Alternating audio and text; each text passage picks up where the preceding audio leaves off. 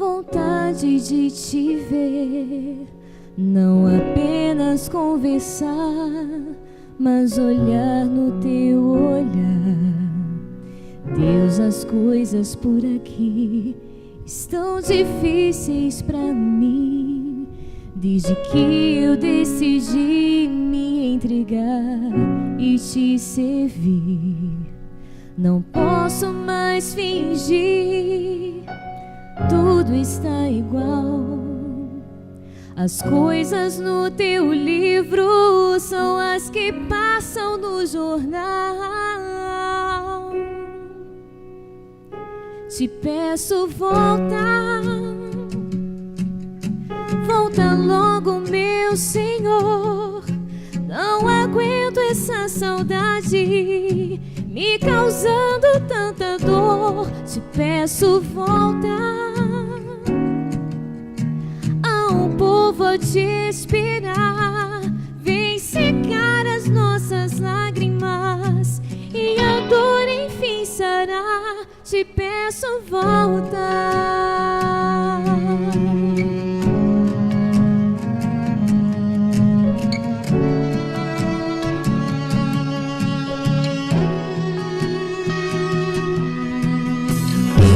Agora entendo a saudade que eu ouvi. Não podia sentir falta de algo que eu nunca vivi. Deus, há tanta coisa que eu preciso aprender, e hoje tudo o que eu quero é fazer o teu querer. Não posso mais ver o teu nome escurecendo, e o homem cada dia mais do Criador se esquecendo. Te peço, volta, volta logo, meu Senhor. Não aguento essa saudade me causando tanta dor. Te peço, volta. Há um povo a te esperar. Vem secar as nossas lágrimas e a dor enfim sará. Te peço, volta, pra que o mal então se cale, pra que o amor de novo fale, pra que a tua cruz não seja em vão, mas que um pedido, Deus, essa é minha oração. Volta, volta logo, meu Senhor. Não aguento essa saudade me causando tanta dor. Te peço, volta. Há um povo a te esperar. Vem secar as nossas lágrimas e a dor enfim sará. Te peço, volta.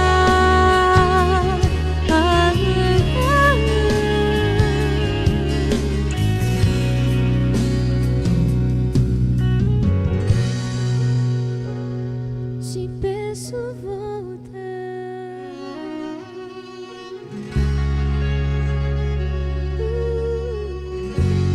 Amém.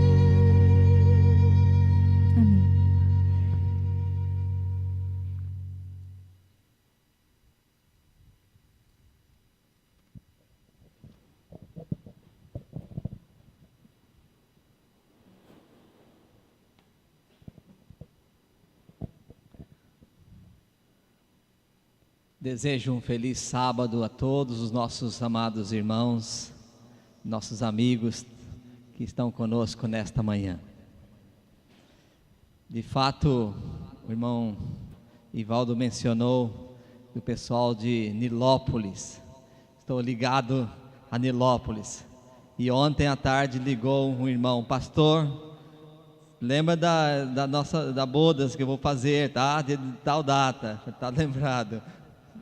E aí um outro irmão me ligou: pastor, o meu batismo. Falei: olha, vamos devagar, porque agora tem uma outra rota, né? Mas nós temos um carinho muito grande para com os irmãos de Nilópolis. Sim, irmãos. Eu já mencionei uma vez, já sempre menciono, quando o pastor sai com o coração partido, né?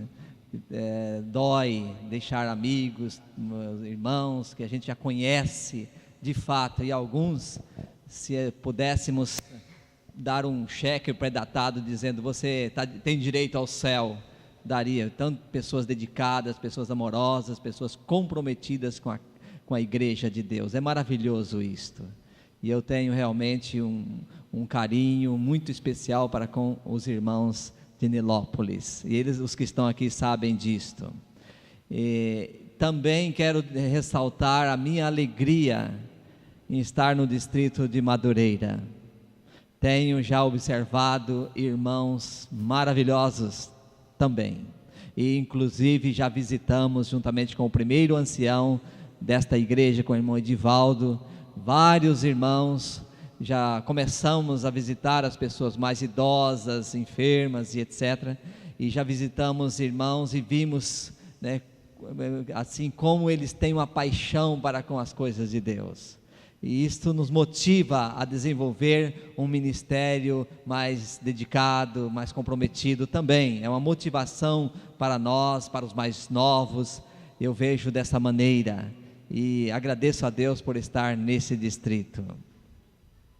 E alguns comentam que o pastor geralmente é mais assim apreciado quando sai ou quando está para chegar, né? E eu estou notei já em Nilópolis que na trajetória os irmãos demonstraram um carinho grande para conosco, comigo, minha esposa, minha família, e a igreja de Madureira, o distrito tem mostrado, e eu agradeço a Deus e quero continuar contando com vocês para cumprirmos a missão do Senhor nesse lugar. Vocês já, não sei se já notaram, mas o meu prazer mesmo é trazer almas para Jesus. Eu gosto de entrar no tanque e batizar, e estamos para isto, estamos aqui para ganhar almas para Jesus, e o nosso foco é este. Irmãos, hoje tem Santa Ceia, e eu estarei fazendo de tudo para cortar de todos os jeitos, de todos os lados, o meu sermonete, a minha mensagem. A mensagem de hoje me despertou meu coração já há mais tempo. Eu era aluno do primeiro ano de teologia, você já pode imaginar que faz tempo, né? Faz tempo. E um professor americano deu uma aula, e aquela aula me chamou a atenção, e fiz então um rascunho, e comecei a pregar nas igrejas, e fui aperfeiçoando daqui e dali, e então, depois de alguns anos, preguei, fiz uma semana de oração, lá no interior do Espírito Santo, e um senhor, irmão da igreja, já idoso, disse: pastor, você estará pecando se não pregar, se não escrever sobre esse assunto. Eu disse: escrever? Quem sou eu para escrever? Não é minha praia, não sei escrever. Mas irmãos, Deus se dispõe a fazer por nós aquilo que nós não sabemos também. E então, eu vim para o Rio de Janeiro como pastor, e num concílio de pastores preguei, falei sobre esse assunto, dei uma palestra sobre o assunto. Alguns já estão pensando: que assunto é esse, né? Que assunto é esse? Para mim foi interessante, e para mim faz parte da razão da minha existência na igreja. Para mim é interessante. Pode ser que ao apresentar eu venha decepcionar vocês, espero que não, que o Espírito Santo ilumine a todos nós. Mas então, ao pregar ao fazer a palestra para os pastores, alguns pediram a cópia, e ao pedir a cópia eu disse: farei a cópia. Então comecei a escrevi, deu em torno de 40 páginas, e então o sermão de hoje será longo. Não, eu já falei que eu vou cortar, tá bom? Deu em torno de 40 páginas, e aí mostrei para um amigo, um departamental, e ele disse: escreve um livro sobre esse assunto. Falei: livro? Novamente, mostrei que não era capaz de fazer isto. Mas eu disse, depois de insistência dele, eu disse: eu vou escrever então, vou escrever um livro. Depois que decidi escrever, todas as madrugadas, às 3 horas da manhã, senti alguém me chamando, me acordando: está na hora de escrever. e passava de 3 horas da madrugada até em torno de 6:30, 7 horas, quando eu levava meus filhos para a escola, escrevendo. Após 6 meses, nasceu este livrinho. O cuidado de Deus através da história e da profecia. Já pode colocar o título, por gentileza, o som, pode colocar na tela o título. Nasceu esse material. E eu vou então fazer aqui um resumo do resumo. Tentar então apresentar esse tópico. O cuidado de Deus através da história e da profecia. Esse é o tema. Deus cuida da sua igreja de uma maneira muito bonita, irmãos. Muito bonita. Desde o início da história humana. E eu vou entrar em textos aqui que alguns até, se possível, colocariam um ventilador na frente da Bíblia, na página da Bíblia, para passar rápido, porque não gosta. Mas tudo na Bíblia tem valor permanente. Tem valor permanente. Tudo que está na Bíblia não é perdido, tem algum sentido, apesar de muitas vezes nós não compreendermos na sua totalidade. E eu quero começar lendo 2 Crônicas, capítulo 20 e o verso 20. A segunda parte do texto é um texto de Josafá, dando a sua orientação. E Josafá disse: ouvi-me, ó Judá, e vós moradores de Jerusalém, crede no Senhor vosso Deus, e estareis seguros. Crede nos seus profetas e prosperareis. Então Josafá dá este conselho maravilhoso. Em primeiro lugar, crer em Deus, para ter segurança num tempo, em todos os tempos, mas no tempo moderno, isto é imprescindível, meus queridos irmãos. A nossa crença, que envolve obediência, que envolve comprometimento, crer em Deus e crer também na orientação profética, que nós teremos prosperidade. E alguns estudos já mostram que a igreja adventista tem esta estrutura tão sólida, e tem diante de algumas denominações, até ela é citada como sendo a guardiã das doutrinas. Isto graças à existência do dom profético na igreja também. Então Deus, crer em Deus. Para você, quem é Deus? Vamos começar na genealogia? Vamos para o capítulo 5 de Gênesis? Ei, pastor, aqui é um terreno difícil. Não, é maravilhoso, é maravilhoso. Olha só o que diz, Gênesis capítulo 5, verso 1. Este é o livro da genealogia de Adão. No dia em que Deus criou o homem, à semelhança de Deus o fez. Homem e mulher os criou e os abençoou, e lhes chamou pelo nome de Adão no dia em que foram criados. Viveu Adão 130 anos e gerou um filho à sua semelhança, conforme a sua imagem, e lhe chamou Sete. Depois que gerou a Sete, viveu Adão 800 anos e teve filhos e filhas. Vamos começar com o verso 1. No verso 1 diz que Deus criou o homem. Então quem é o pai da humanidade? Deus. Mas vamos aqui para pensar um pouquinho numa árvore genealógica. Ali você teria, por exemplo, vamos aliás a sua certidão de nascimento. Me perdoe aqui que eu já quase cometi uma dificuldade aqui com o fio. Na certidão de nascimento, na sua certidão, deve constar o nome dos seus pais. Algumas certidões não têm o nome do pai, isso aí a gente entende também, mas de modo geral, tem o nome dos pais. Tem o nome dos avós? Sim, tem o nome dos avós. Tem o nome dos bisavós? Não, já não tem. E muitos de nós não conhecemos, não sabemos o nome dos nossos bisavós. Muitos que fizeram tanto por nós, já nem sabemos o nome deles mais. Se fosse nessa sequência, Deus seria o pai de quem? De Adão. Concorda? Concorda comigo? Até aqui, vamos bem? Adão teria teve um filho, deu o nome ali Sete. Sete seria o que de Deus? Neto de Deus. Sete teve um filho, Enos. Enos seria o que de Deus? Bisneto. Enos teve um filho que foi Quenã. Quenã ou Cainã? Cainã. E Cainã seria o que de Deus? E nós, nessa sequência, seria o que de Deus? Misericórdia, na verdade. Já teríamos saído de cena há muito tempo, não saberíamos. Mas o que me alegra é saber que Deus não tem netos e nem bisneto nessa terra. Ele tem filhos. E você é um filho de Deus, amém? Creia nisso, meu irmão. Em todo momento, momento difícil, momento fácil, não importa. Você é um filho de Deus. Nós somos filhos de Deus.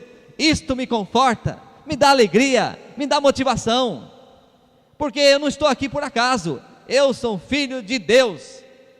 Você também. E Ele tem um plano maravilhoso para mim e para você também. Concorda aí com isso? Ele tem um plano para nós. Não importa a nossa idade, não importa a nossa condição cultural, nada importa. Importa que somos filhos de Deus e Ele tem planos especiais para a nossa vida. Amém. Mas ao você continuar lendo aqui, inclusive eu já destaquei, Adão teve filhos e filhas. Aí já resolve uma situação que muitos questionam, né? Com quem casou Caim? Não é meu assunto aqui, eu queria tirar, mas com quem casou Caim? Então, nós vemos aqui que nas primeiras gerações da terra, até mesmo Abraão, havia esse costume de casar com irmãos, pessoas ligadas assim com parentesco mais próximos. A partir de Moisés, foi dito que não deveria se achegar àquela que é consanguínea. E quando se casa pessoas, primos, etc., às vezes dá problema, quando nasce um filho, nasce com problemas, né? Mas não é o caso. Vamos aqui para frente. Alguém um dia, lendo essa genealogia, disse: pastor, esta genealogia não tem graça, porque a pessoa nasce, cresce, casa, tem filhos e morre. Olha que sequência sem graça, não parece? Nasce, cresce, casa, tem filhos e morre, tem graça. Aí então paramos para refletir e falamos: vamos na genealogia. Então você vê Sete, Enos, Quenã, Maleleu, Jared, Enoque. Segue nessa sequência, você vê: nasce, cresce, casa, tem filho, morre, tal. É assim a sequência? É. Mas quando chega em Enoque, Enoque nasceu, cresceu, casou, teve filhos e não morreu. Mudou. Aqui mostra que o salário do pecado é a morte, mas o dom gratuito de Deus é a vida eterna. Aqui nesta genealogia, vemos que Deus quer dar a vida eterna para os seus filhos, através da transladação de Enoque. É maravilhoso. Mas, irmãos, adiantando um pouquinho, o profeta Enoque, se fala dele nesse texto, se fala dele também no livro de Hebreus, capítulo 11, verso 5, fala que Enoque foi trasladado, foi levado para o céu sem ver a morte, pela fé. Fala nisso. E no livro de Judas, verso 14, fala também de Enoque. Inclusive havia uma tradição entre os judeus no tempo dos apóstolos, e essa tradição Judas fez questão de ressaltar. Não Judas o Iscariote, o outro Judas, fez questão de ressaltar, e ele ressaltou dizendo que a respeito disto, olha só o texto de Judas, verso 14: quanto a estes foi que também profetizou Enoque, o sétimo depois de Adão, dizendo: eis que veio o Senhor entre suas miríades, para exercer juízo contra todos e para fazer convictos todos os ímpios, acerca de todas as obras ímpias que impiamente praticaram, e acerca de todas as palavras insolentes que ímpios pecadores proferiram contra ele. Aqui está então, irmãos, a revelação divina. Havia essa tradição, e por inspiração divina, Judas colocou que Enoque profetizou acerca da volta de Jesus. A respeito deste, profetizou Enoque, o sétimo depois de Adão. Vamos aqui analisando alguns pontos. Enoque, o sétimo depois de Adão, será ele porventura o sétimo? Se nós colocarmos 7, Enos, Quenã, Maleleu, Jared e Enoque, dá 6, não dá 7. E como explica isto? Na verdade, existia um cômputo chamado cômputo inclusivo. Então, conta-se com Adão, aí dá 7. De qualquer maneira, Ellen White diz que Abel, quando foi morto por seu irmão, Deus deu um filho como se fosse uma compensação. E Sete era um homem mais semelhante ao pai e muito obediente, muito temente a Deus também. Mas voltando aqui, irmãos, então Enoque profetizou que Jesus viria com milhares de anjos. Tratando desse contexto, Ellen White menciona que quando Adão morreu, e Adão morreu nos dias de Enoque, inclusive o filho de Enoque, Matusalém, o homem que viveu mais sobre a terra, estava com 242 anos. Eu tenho dito que era um adolescente ainda, viveu 969, então estava bem jovem ainda, 242 anos. Está no livro Patriarcas e Profetas, página 836, no apêndice, ali conta esse dado que eu estou passando, tá ok? Então, irmãos, Enoque, quando Adão morreu, pairou sobre aquela comunidade, diz Ellen White, um forte sentimento de que o mundo não teria mais futuro, que o fim do ser humano é a morte. E assim como o primeiro homem da terra foi para a sepultura, toda a humanidade iria de igual maneira para a sepultura. Satanás queria imprimir na sociedade daquela época este sentimento. Inclusive Enoque pairou sobre ele esse sentimento também, de que para a humanidade não há jeito, que a sepultura seria o fim de tudo. E então, naquele contexto, Deus agora apresenta para Enoque a sua volta. Deus então mostra que ele viria para colocar juízo sobre a terra, para colocar um fim do sofrimento e também colocar as coisas no lugar certo. Aquela comunidade teve a revelação de Deus através de Enoque. E então, irmãos, ficou certo, Enoque era um homem de profunda comunhão com Deus. Enoque era um homem que tinha seus lugares isolados nas florestas, aonde ia comungar com o Senhor com frequência. E depois saía de lá daqueles momentos, ele vinha para ajudar a sociedade, as pessoas, aconselhar e assim por diante. E então chegou o momento que a Bíblia diz que Deus o levou para si, levou para o céu. O povo tentou localizar Enoque nas florestas, procurou, mas não foi encontrado. E então foi dito que ele tinha sido levado para o céu. E o livro de Hebreus destaca isto, que pela fé Enoque foi trasladado. Ellen White, por sinal, fala sobre isto.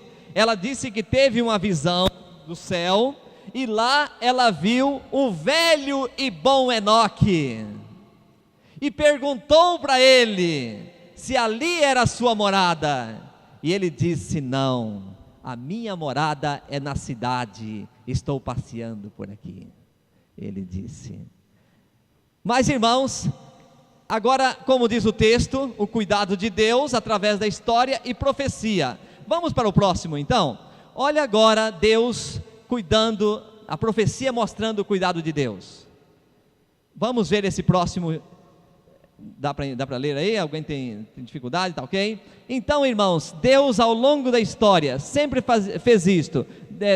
Ele mandava o profeta, dava o período da profecia e no final mandava outro profeta. Então nós vemos aí, através de Enoque, Enoque teve um filho e colocou o nome no filho de Matusalém. No Antigo Testamento, quando se dava um nome para um filho, tinha um significado mais profundo aquele nome. Eu tenho dito que atualmente, hoje, não tem mais isto.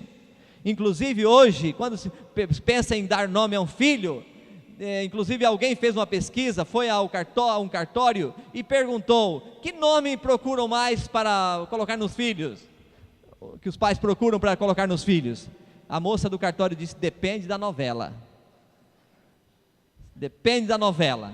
Se o ator ou quem for lá foi interessante, aí no outro dia, nome para valer. Coloca nome nos filhos. Naquele tempo, o nome tinha um significado mais profundo. E vamos direto ao nome de Matusalém.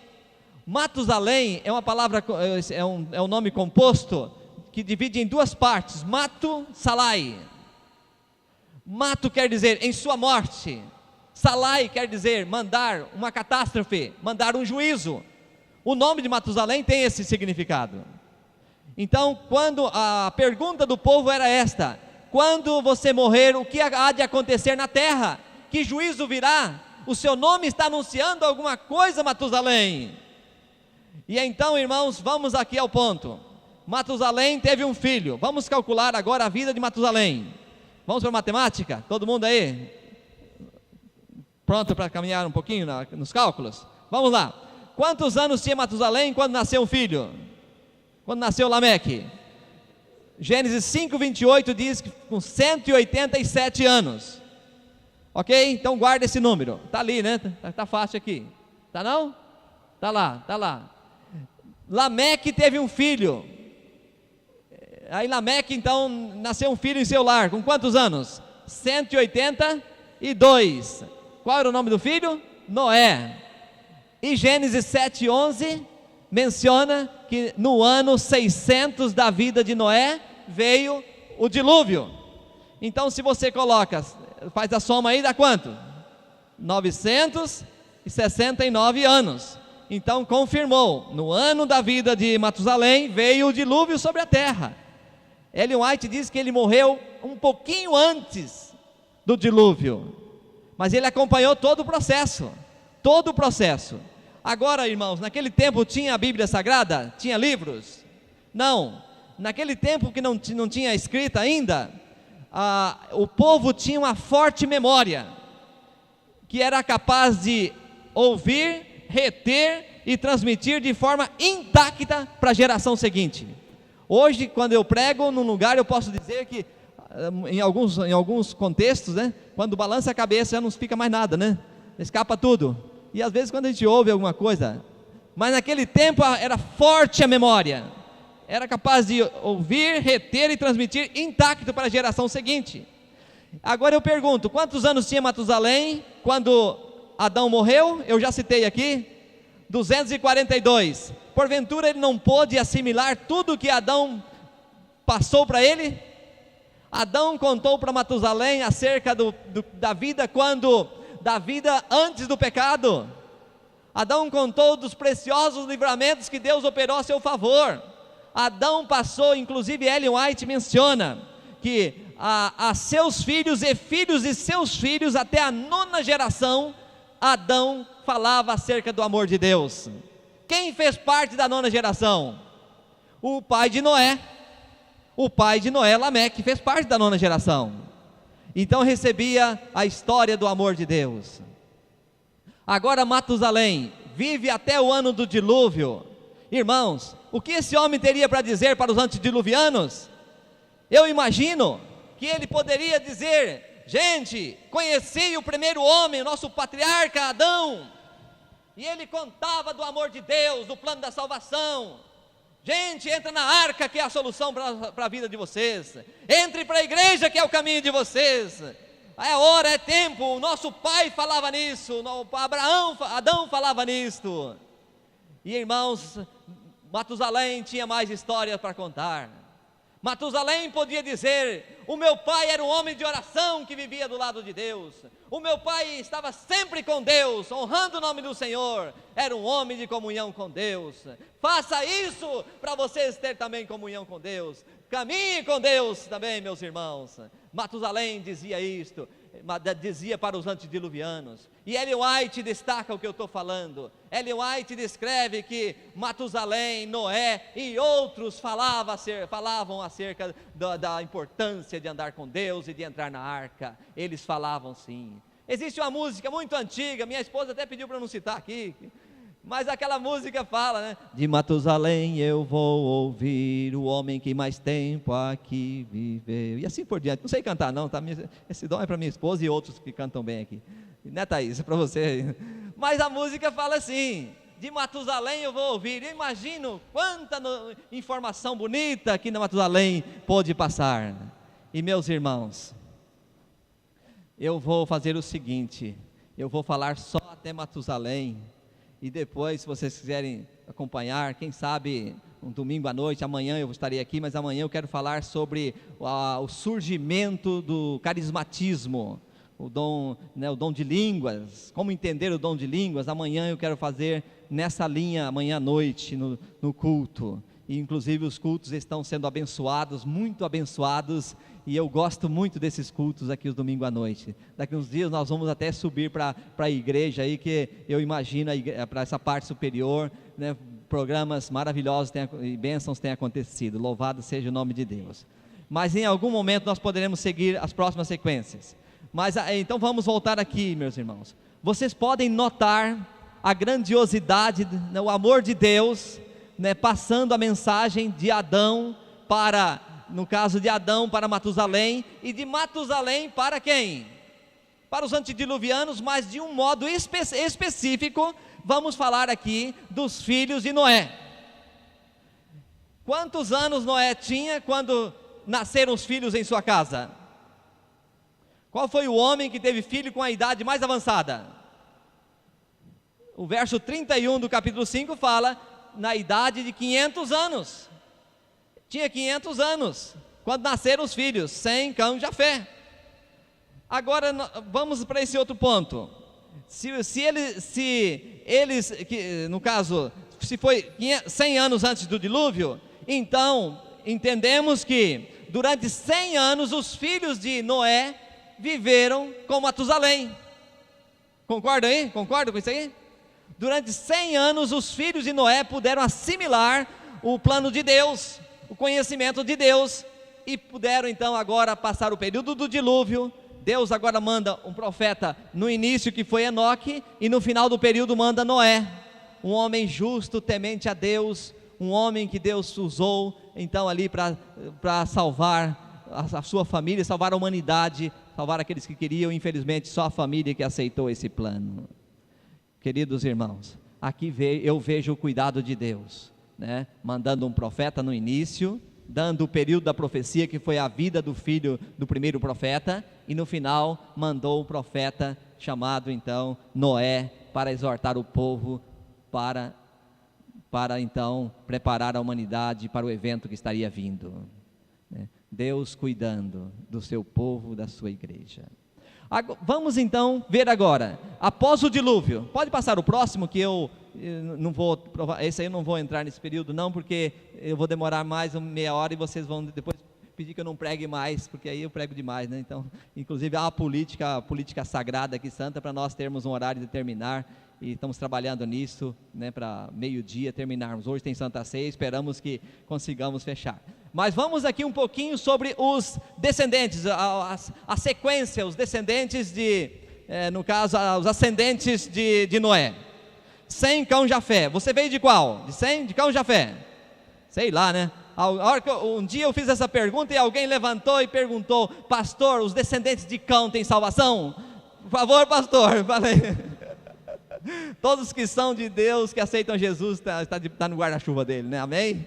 Amém. Mas dizem que os descendentes de Cão, de Jafé, foram para o norte da Europa, se tornaram os filósofos, e assim por diante, os polacos, né, e assim por diante. Os descendentes de Cão espalharam para o resto do mundo, né? Inclusive de Cão gerou Nimrod, Nimrod gerou Cuxi, né? E Cuxi, Cão gerou Cuxi, Cuxi gerou Nimrod. Nimrod se tornou um poderoso caçador e foi o mentor da construção da Torre de Babel, e também construtor da cidade de Nínive, né? E se tornou tornou um representante dos que andam no caminho do pecado, da idolatria. Não vou entrar nesse detalhe por causa do tempo. E os descendentes de Sem, quem foram? Foram os melhorzinhos, né? Sem gerou Arfaxade, Arfaxade gerou Selá, Selá Eber, Eber Peleg, Reu, Serug, Naor, Terá, Abraão. A 9ª geração chegou a Abraão. Então foi a geração dos filhos de Deus, aqueles que serviam a Deus com mais dedicação. Mas vamos falar de Sem. Sem viveu quantos anos no total? 600 anos. Se ele viveu 600 anos, 500 anos ele viveu após o dilúvio. Foi ou não foi? Estão me acompanhando? Viveu após o dilúvio. E ele não pôde passar a história que ele aprendeu de Matusalém para frente? Com certeza. Se ele viveu 500 anos após o dilúvio, Abraão nasceu 360 anos após o dilúvio. Então os dois viveram juntos. Que coisa tremenda, os dois viveram juntos. Nós não temos relatos bíblicos inspirados sobre isto. Nós temos a tradição rabínica, tradição arábica, menciona que Sem mudou-se para uma cidade chamada Salém, e lá trocou de nome por uma razão justificável, e se tornou rei e sacerdote de Salém. E o nome deles passou a se chamar Melquisedeque, rei de Salém, e era sacerdote, a quem Abraão devolveu o dízimo, com tanto respeito que tinha por ele, devolveu o dízimo. Poderia ter sido. De qualquer maneira, irmãos, nós vimos aí que a história, Deus não perdeu o seu povo no decorrer da história. Percebeu isso? Está mostrando aí, não está? Que Deus cuida da sua igreja ao longo da história, né? Então agora chega o período de Abraão.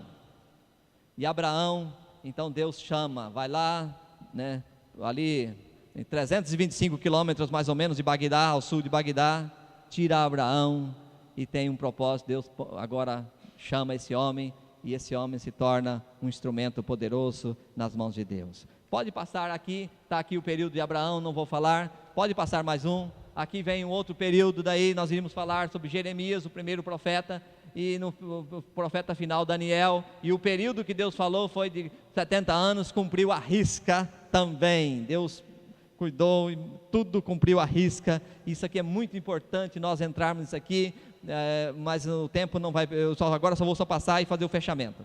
Próximo período, aqui nós temos as 70 semanas também, né, Daniel 7:24, culminando com João Batista, 70 semanas, Deus cuidando do seu povo no início e no fim. E aí, muito importante, e o próximo slide, vamos ver o que fala. Aqui está o nascimento da igreja adventista do sétimo dia. A minha igreja tem uma certidão de nascimento. Não nasceu de uma briga no fundo de quintal, mas nasceu dentro do plano de Deus, do propósito de Deus. Você entende isto? Você crê nisto? A igreja adventista tem uma certidão de nascimento, a certidão de nascimento profética. Quando cumpriu o período de 2.300 tardes e manhãs, 2.300 anos, Deus chamou um cidadão para ser um profeta, para ser o mensageiro dele, e ele rejeitou. Rasenfoss. Depois Deus chamou Guilherme Foy, também rejeitou. Aí um dia Deus disse: estarei chamando uma pessoa fraca entre os fracos. E aí então chamou Ellen White. E Ellen White se tornou uma profetisa por 70 anos, falando do plano de Deus, das coisas de Deus. Ellen White estava dormindo numa certa noite, ela era bem jovem ainda, ela estava com seus 17 anos, e então ela sentiu numa noite alguém batendo em seu ombro, dizendo: Ellen, escreve. E ela respondeu: não sei escrever, Senhor. Ellen, escreve. Por 3 vezes foi feito esse chamado, e ela dizia que não sabia, e assim que terminou de falar, ela então começou a escrever. Ela que com 9 anos de idade tinha levado uma pedrada no nariz de uma coleguinha vindo da escola, perdeu a coordenação motora, não conseguiu estudar mais, debilitada. Deus chama para ser uma profetisa. Deus chama as pessoas simples, Deus chama as pessoas com limites. Somente o que é importante é que se abra o coração a Ele, que se entregue a Ele. E então Ellen começou a escrever, e escreveu por 70 anos mensagens maravilhosas para a compreensão maior da Bíblia. Algumas pessoas até confundem, até dizem: escuta, Ellen White é maior do que a Bíblia para vocês? Eu sempre comparo Ellen White com um telescópio. O telescópio é maior do que o céu? Não. O telescópio é do tamanho do céu. Mas o que ele faz então? Ele lança o céu dentro dos nossos olhos. Concorda comigo? Assim também, o Espírito de Profecia é maior do que a Bíblia? É do tamanho da Bíblia? Não. Mas o que ele faz? Ele lança a mensagem da Bíblia dentro do nosso coração. Esse é o papel do Espírito de Profecia. E eu comparo também o Espírito de Profecia como sendo quem sabe um piloto, um marinheiro, saindo da África, vamos imaginar, vindo para o Brasil, e lá ele recebe um mapa, e nesse mapa é dito, olha, aqui tem todas as orientações para seguir, contudo, no final da trajetória, você vai receber um novo manual, para ajudar a entender alguns detalhes, algumas dificuldades no caminho, algumas nuances difíceis para chegar e tal, então esse outro mapa vai ajudar esse aqui, que é o principal.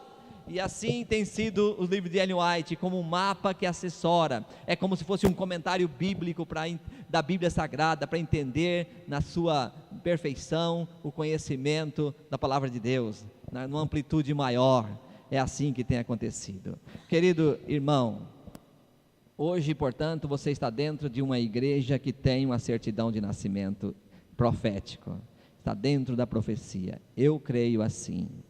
E eu tenho falado acerca disto, e eu penso que é o nosso dever falar para o mundo isto, é o nosso dever consagrar a nossa vida consagrar a nossa vida a Deus e fazer a obra dele como nunca antes, trazer pessoas para o caminho da salvação. Este é o nosso dever. Inclusive, meus irmãos, esta deve ser a nossa paixão, e eu me sinto muito feliz quando eu vejo pessoas decidindo para o lado de Cristo. Está aqui conosco nesta manhã, até onde eu conheço uma pessoa que está aqui conosco, ela era pastora numa igreja evangélica, e está aqui também uma pessoa que era espírita, e que decidiu se batizar numa igreja, e quando ele se batizou, a sogra disse: pastor, com lágrimas nos olhos, estuda a Bíblia com o meu genro e com minha filha, eles precisam, estuda, pastor. E como eu gosto de dar estudo bíblico, eu disse: vamos lá. Fique em pé, irmã Sandra e irmão Marcelo. Esse casal decidiu estudar a Bíblia. A irmã Sandra, na sua adolescência, tinha sido da igreja adventista, saiu, se tornou líder em outros caminhos. Por causa do tempo, em algum momento ela pode até dar o seu testemunho. Mas então, irmãos, num momento, quando nós estudamos a Bíblia, e outra pastora estava com a gente também, a pastora Antônia acompanhava. Um dia eu espero vê-la na igreja adventista. E então, em um momento, o Marcelo descobriu a verdade e disse: eu serei adventista.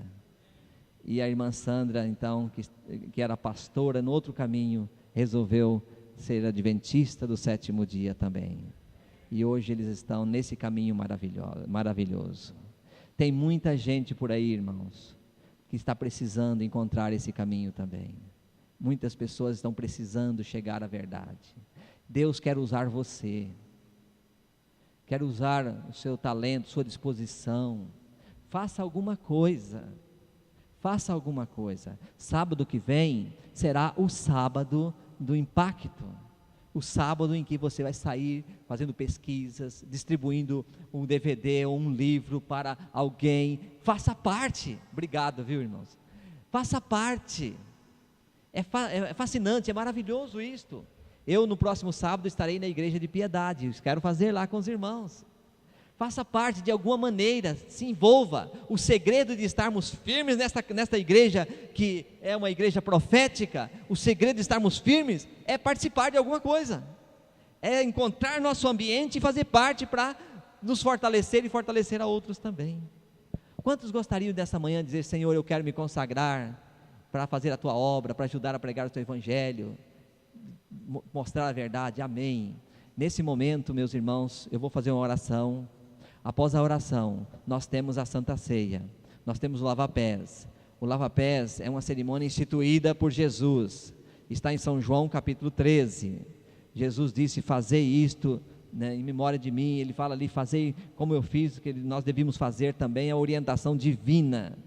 Então as irmãs poderão sair, e os irmãos, as irmãs e os irmãos estarão no hall embaixo, aqui atrás, as irmãs estarão na sala em seguida, onde tem a sala de TV, e os casais poderão seguir aqui por esse caminho, e tem uma sala lá atrás também, a parte superior ali, para os casais, tá certo? Então eu estarei fazendo a oração, e depois cantaremos, assim que começarmos a cantar o hino de número 392, bem junto a Cristo, os irmãos já poderão sair.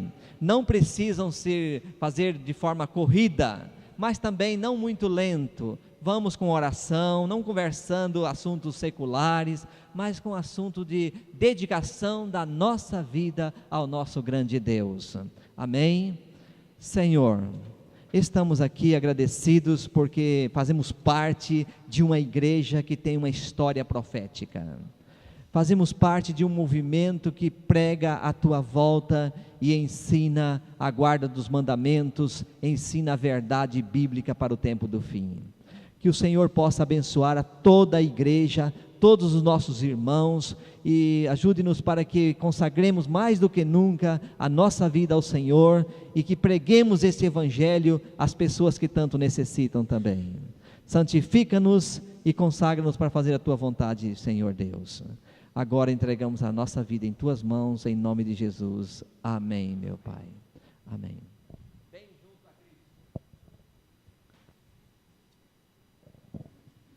Assim que começar a cantar, os irmãos já poderão ir saindo.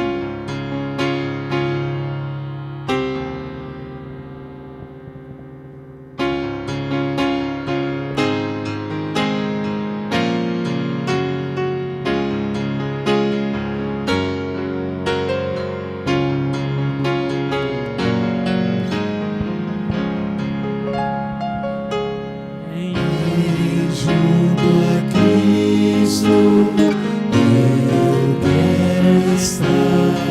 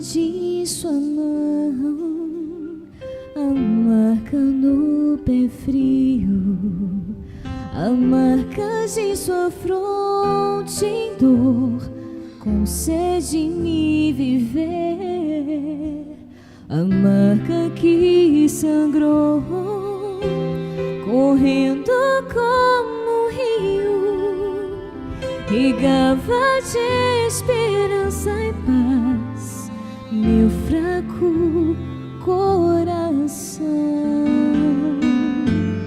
Meu Deus, me explique esse amor. Meu Deus, que dor. Sua vida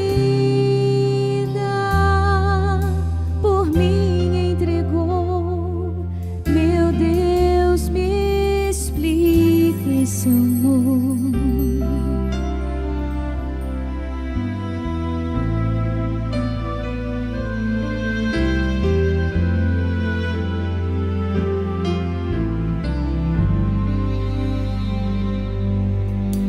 A marca que eu não via, meu coração tocava, e pela morte me guiou, então me sustentou.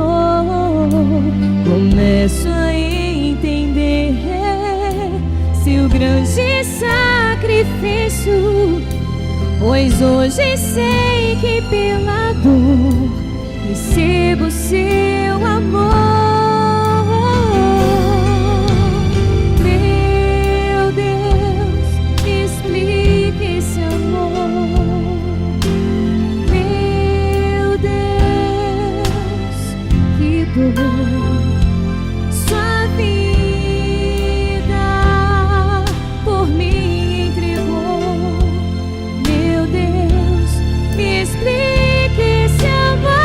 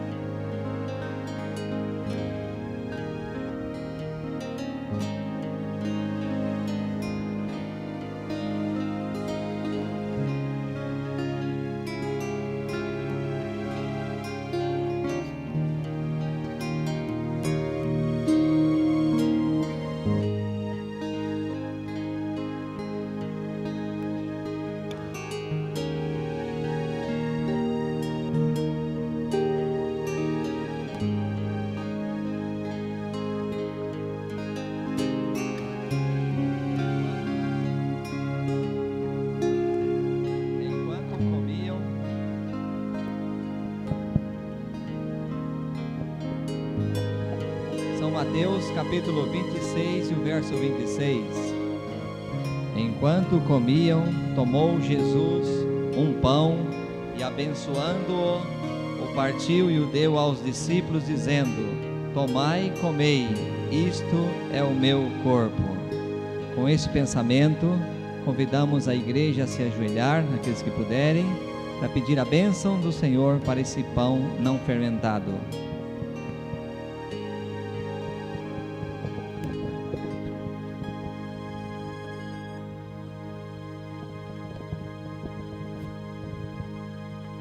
Pai querido, nós te agradecemos pelo privilégio que nos concedes, pelo convite que nos foi feito para participarmos desta mesa.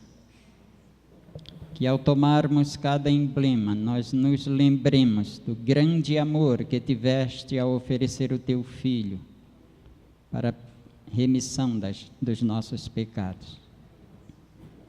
Abençoa-nos, ó Deus, e faz com que, ao participarmos, nós demonstremos que estamos confirmando a aceitação do sacrifício de Cristo.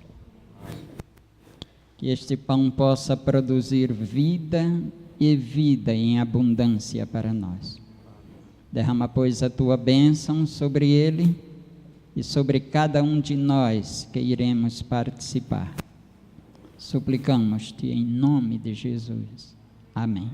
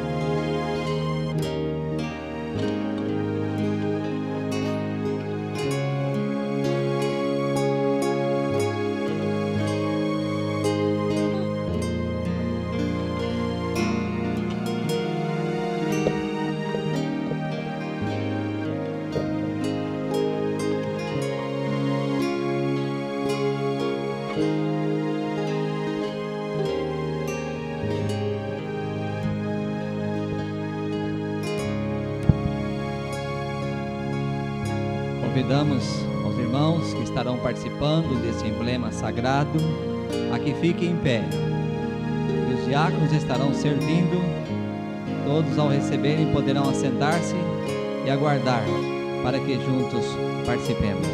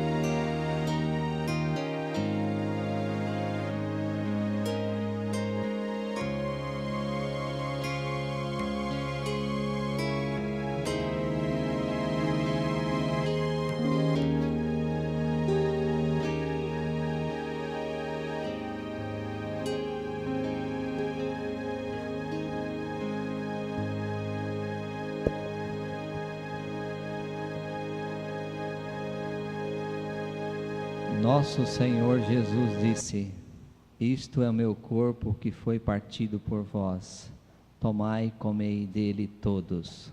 Façamos isto em oração.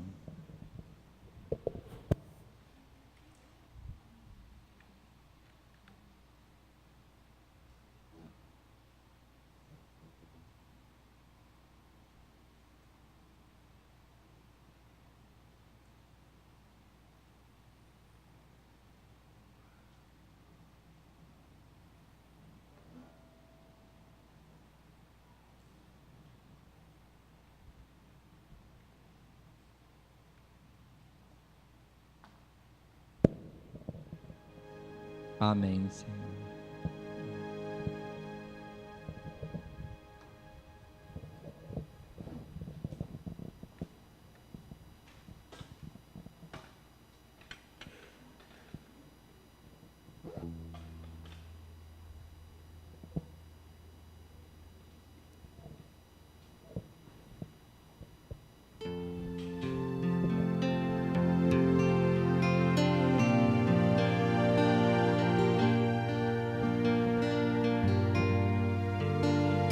São Mateus, capítulo 26, verso 27 e 28.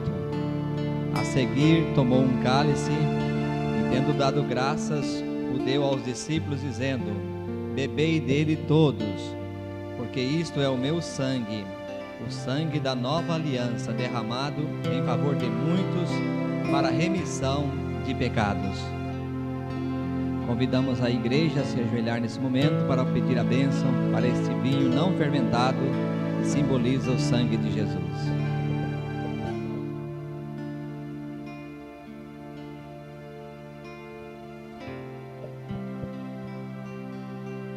Senhor, estamos aqui na Tua presença, diante deste cálice, que tem a representação do Teu sangue que foi derramado em nosso favor. Nós louvamos ao Senhor pela vida, louvamos ao Senhor pelo perdão dos nossos pecados, louvamos ao Senhor por todas as Tuas providências em nosso favor. Lembramos-nos neste momento, Senhor, do Teu sacrifício, do sangue que foi derramado lá na cruz do Calvário, para a remissão dos nossos pecados. E ao tomarmos deste suco da uva, que possamos nos lembrar que um dia estaremos contigo nas mansões celestiais e o tomaremos de novo contigo. Dai a Tua bênção sobre todos os que estão aqui. Dai a Tua bênção sobre este suco da uva,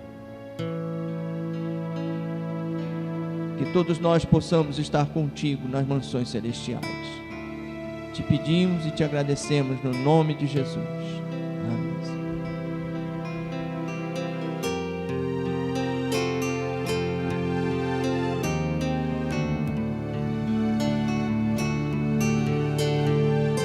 Convidamos aos irmãos que estarão participando a que fiquem em pé e ao receberem poderão assentar-se e aguardar para juntos participarmos.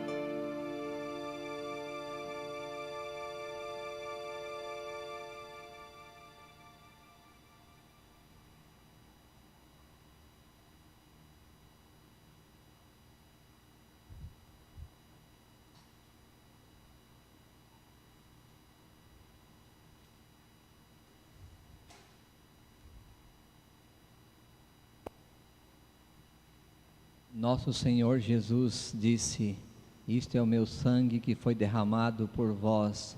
Tomai e bebei dele todos. Façamos isto em oração.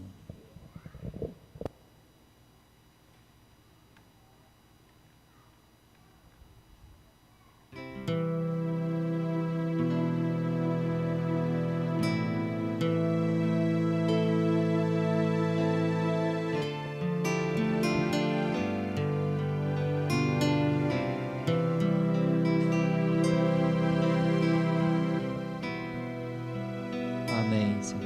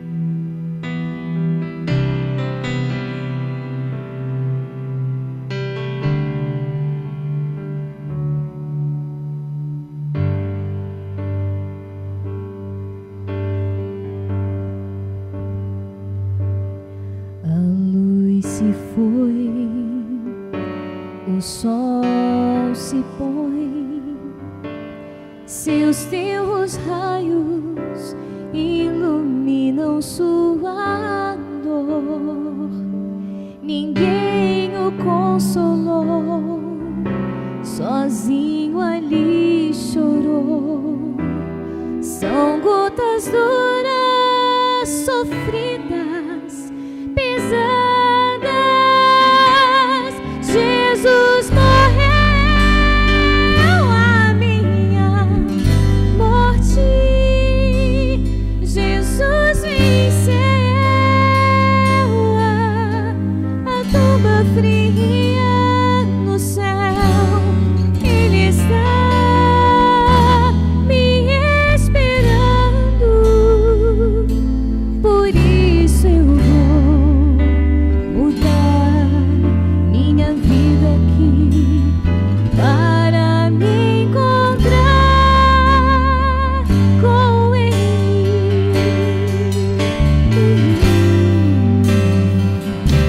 A luz se foi, o sol se põe, seus teus raios iluminam minha dor.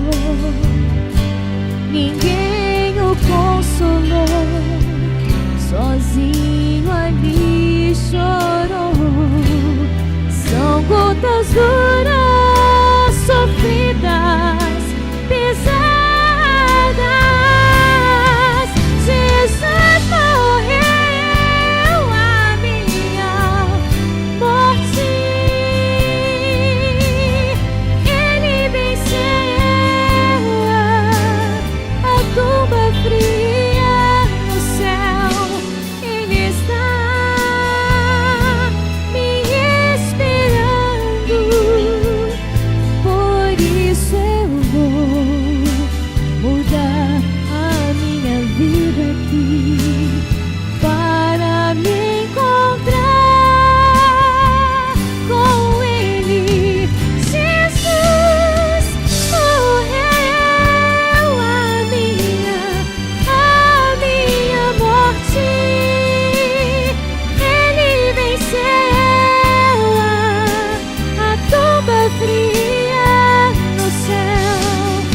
Ele está me esperando, por isso eu vou mudar a minha vida aqui para me encontrar com Ele.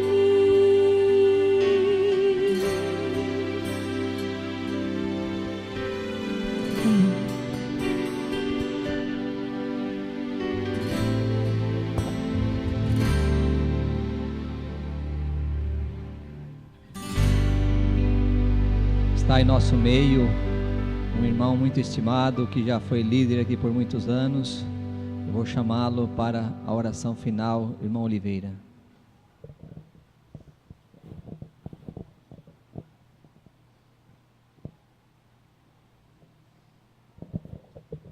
Oremos. Amado Deus, grande é a nossa alegria, Senhor, estarmos aqui ainda em tempo de paz e liberdade religiosa, para poder participar desta cerimônia tão importante, Senhor, que marca uma nova aliança de Jesus com o seu povo. E nós estamos aqui para te dizer muito obrigado. Que cada irmão, que cada irmã que participou, saia daqui hoje em novidade de vida, com novos propósitos. Jesus está voltando e Ele não quer que nenhum de nós fiquemos de fora da grande festa que o céu tem preparado para os remidos. Portanto, te agradecemos, rogando-te a companhia dos teus anjos conosco, a tua proteção, que tu aceites, Senhor Deus, a nossa gratidão eterna, em nome de Jesus. Amém.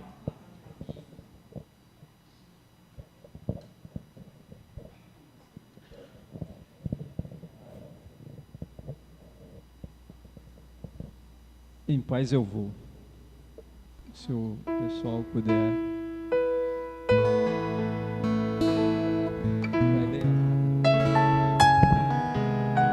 Os irmãos, a gente vai sair.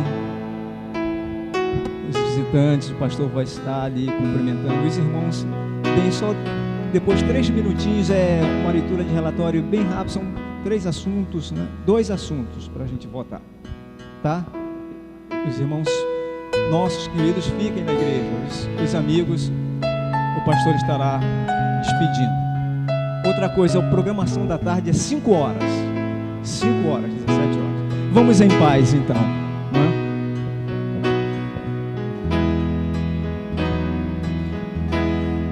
Em paz eu vou ouvir a voz de Deus. Em paz eu vou, estou feliz, achei abrigo em sua casa. Em paz estou com meu Jesus. Amém.